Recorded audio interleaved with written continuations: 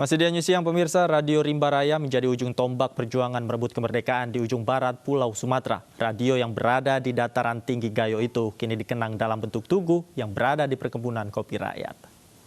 Bung Karno dan Bung Hatta diasingkan ke Sumatera.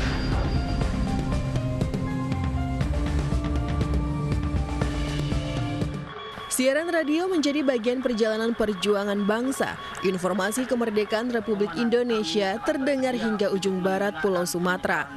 Republik Indonesia masih ada, karena pemimpin Republik masih ada, tentara Republik masih ada, pemerintah Republik masih ada, wilayah Republik masih ada, dan di sini adalah Aceh. Di sini Radio Rimba Raya mengabarkan bahwa Radio Rimba Raya menjadi satu-satunya radio yang berperan dalam melawan serangan propaganda Belanda saat agresi militer di dataran tinggi Gayo Aceh. Jenderal Van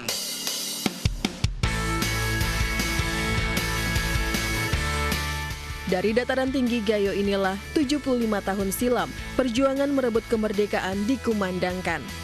Kini perjuangan itu diabadikan melalui monumen Radio Rimba Raya yang berdiri di antara perkebunan kopi di Kampung Rimba Raya, Kecamatan Pintu Rime Gayo, Kabupaten Bener Meriah.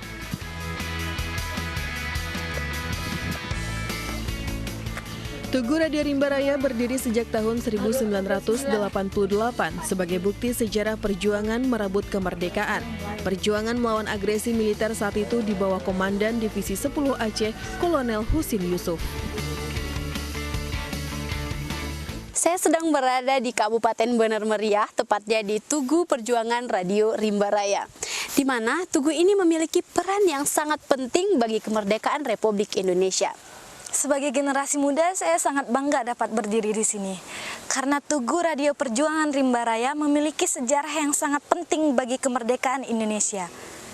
Dari titik inilah, Indonesia mengikis propaganda Belanda saat agresi militer kedua, dengan menyuarakan bahwasannya Indonesia masih ada.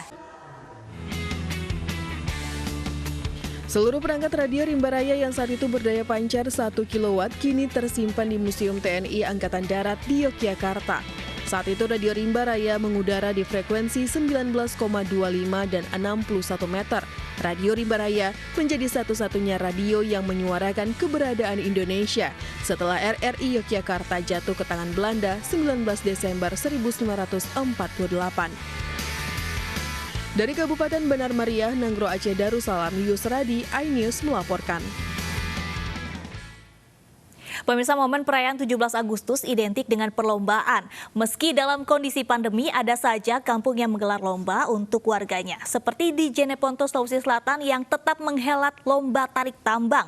Sementara di Gunung Kidul, Yogyakarta, anak-anak antusias mengikuti lomba menangkap ikan lele. Kita lihat keseruannya.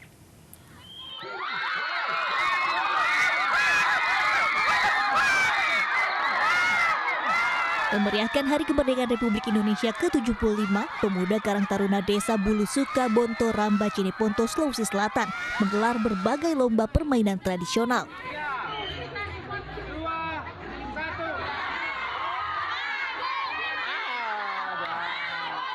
Anak-anak dan dewasa pun antusias mengikuti perlombaan seperti tarik tambang, lari sendok keliling, hingga lomba makan kerupuk. Meski ramai, warga tampak abai akan protokol kesehatan dengan tidak memakai masker dan tanpa menjaga jarak. Dalam artian tradisi orang-orang terdahulu dan masih kita kembangkan ke depan ini sehingga itu terlihat masih ada ciri kedaerahan dan potensi desa terkait lomba itu ada dalamnya lomba bakia, ada lomba sepak bola dan menggunakan sarung dan lain sebagainya.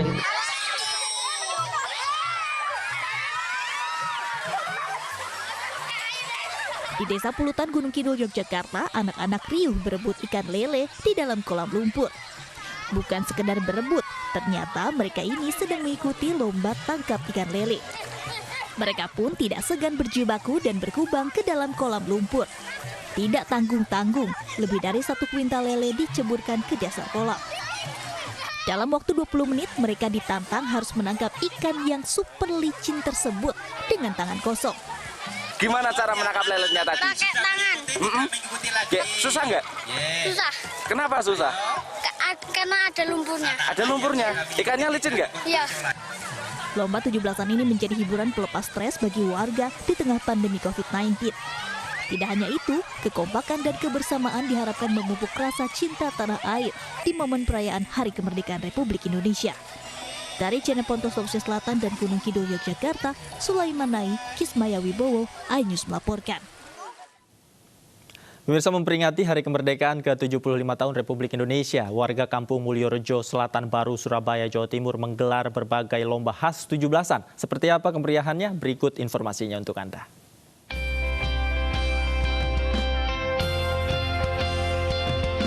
Pandemi tidak menyurutkan warga di sebuah perkampungan di Surabaya, Jawa Timur untuk memperingati Dirgahayu ke-75 Republik Indonesia. Anak-anak di Kampung Mulyorejo, Selatan Baru, Surabaya ini tampak bersemangat serta bergembira mengikuti lomba enggrang tempurung kelapa atau dikenal sebagai balap batok kelapa. Selain lomba balap batok kelapa, sebagian anak lainnya mengikuti lomba permainan engklek. Lomba ini sengaja digelar untuk mengenalkan permainan tradisional kepada anak-anak zaman sekarang. Selain itu, permainan tradisional ini juga digelar dengan mengutamakan protokol kesehatan seperti mengenakan masker dan menjaga jarak.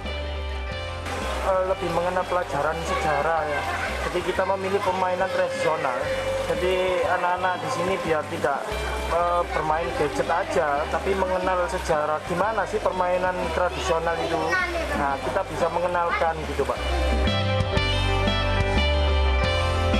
Tidak hanya lomba batok kelapa dan engklek, warga juga menggelar lomba balap karung racing berhelm yang pesertanya juga anak-anak.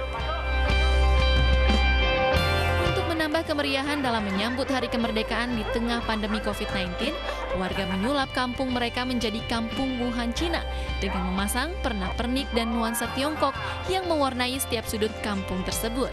Dari Surabaya, Jawa Timur, Yuda Prawira, iNews melaporkan.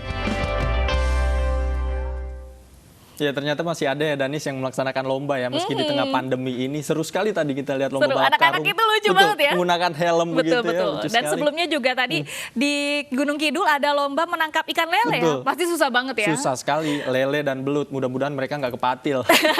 Dan pemirsa, kita akan ajak Anda untuk melihat bagaimana keseruan langsung dari Kampung Wuhan. Sudah ada rekan kami Oki Arisandi di sana. Oki, seperti apa kemeriahan perayaan peringatan HUT Republik Indonesia ke-75 di sana?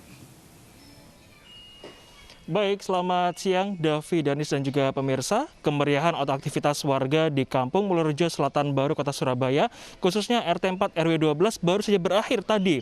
Pagi tadi, warga di Mulyorejo, Selatan Baru, Kota Surabaya khususnya, memang meskipun di tengah pandemi COVID-19, mereka tetap menyuarakan dan juga menggelorakan semangat memperingati hari ulang tahun kemerdekaan Republik Indonesia ke-75. Jika sebelumnya, di luar pandemi COVID-19, warga ini terbiasa melaksanakan upacara atau perlombaan dengan ramai berkumpul bersama-sama. Namun kali ini karena di tengah pandemi COVID-19, warga pun terpaksa harus tetap melaksanakan protokol kesehatan COVID-19 seperti menggunakan masker maupun face shield. Jadi tadi pagi sekitar pukul 7.15 warga di Kampung Wuhan, China atau nama aslinya adalah Kampung Mulyorejo, Selatan Baru, Kota Surabaya, RT 4 RW 12 ini melaksanakan upacara di depan rumahnya masing-masing. Meskipun harus berupacara di depan rumah masing-masing, mereka tetap semangat dan tetap menunjukkan totalitas mereka dalam melaksanakan upacara. Terbukti dari warga yang mulai menggunakan pakaian seperti pakaian adat, kebaya, ataupun khas pahlawan yang menunjukkan mereka meskipun ini momen setahun sekali dan di tengah pandemi COVID-19, mereka ingin totalitas menunjukkan semangat kemerdekaan mereka di HUT RI ke-75. Dan juga tadi setelah selesai upacara, warga di Mulyorejo, Selatan Baru ini sempat menggelar sebuah drama kolosal yang menggambarkan bagaimana perjuangan para pahlawan terdahulu, khususnya di Kota Pahlawan, Kota Surabaya, saat merobek bendera Belanda. Hal ini pun ditanggap serius oleh masyarakat sekitar dan memang keseriusan ini berbuah hasil di mana drama kolosal tadi berjalan sangat lancar dan luar biasa. Dan selesai melaksanakan upacara, warga pun tadi membagikan minuman tradisional seperti wedang jahe atau semacamnya. Hal ini dilakukan untuk mencegah penyebaran COVID-19. Karena seperti yang saya ungkapkan tadi, Kampung Mulyorejo, Selatan Baru ini mereka menamai kampung mereka sebagai Kampung Wuhan, China. Bukan tanpa alasan. Wuhan. Wuhan sebagai salah satu tempat persebaran pertama virus COVID-19 di China dan juga menjadi kota pertama yang pemulihannya lebih awal daripada kota-kota lain. Hal ini pun diharapkan bisa memotivasi warga di Kampung Mulyorejo Selatan Baru untuk menggalakkan hidup sehat, protokol COVID-19 dan juga menjadi wilayah pertama di kota Surabaya yang mencegah penyebaran COVID-19. Davi dan Nisa, saya kembali ke Anda di studio. Baik, terima kasih Oki Arisani melaporkan langsung dari Surabaya, Jawa Timur. Dan tadi juga kita perhatikan ya, suasananya ini tetap menggunakan masker dan menaati protokol kesehatan. Nah, itu yang paling penting, protokol kesehatan meski mengadakan lomba secara meriah. Betul sekali, Davi. Dan pemirsa, sejumlah mantan presiden dan mantan wakil presiden menyampaikan ucapan selamat hari ulang tahun kemerdekaan Indonesia yang ke-75 dan menyampaikan harapannya untuk Indonesia. Memperingati Hari Kemerdekaan Indonesia ini, pertama-tama kita harus bersyukur kepada Allah Subhanahu wa Ta'ala, Tuhan yang Maha Kuasa, dan juga berterima kasih kepada para pejuang dan pendiri Republik, serta para pemimpin bangsa dari masa ke masa. Tugas dan kewajiban bangsa Indonesia ke depan, termasuk generasi mudanya, adalah terus membangun negeri ini menuju Indonesia menjadi negara maju di abad 21 yang damai, adil, dan makmur. Insya Allah kita bisa. Sebenarnya kalau saya melihat para wanita Indonesia ini masih sangat kurang di dalam kiprahnya di bidang politik. Saya menekankan hal itu. Sudah begitu banyak organisasi wanita yang dibuat di Indonesia ini, tetapi masih sangat kurang wanita-wanita yang berani terjun ke bidang politik. Tentunya yang harus kita lihat kendalanya itu apa. Dan sebenarnya kekuatan hukum formal di Indonesia itu sudah dapat membuat wanita Indonesia, kaum perempuan Indonesia itu berkiprah sama dengan kaum laki-laki. Undang-undang dasar kita, terutama sebagai Konstitusi Republik Indonesia, itu telah memberikan sebuah peluang yang sangat besar bagi kaum wanita Indonesia berkiprah. Ya, itu harapan kita, Indonesia yang maju, yang makmur, yang adil.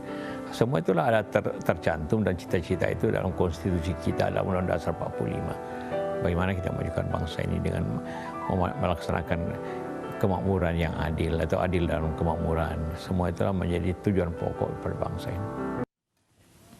Taman Safari Batang Dolphin ramai dikunjungi wisatawan dalam momen libur panjang. Informasi selengkapnya akan kami hadirkan usai jeda, tetaplah di iNews Siang.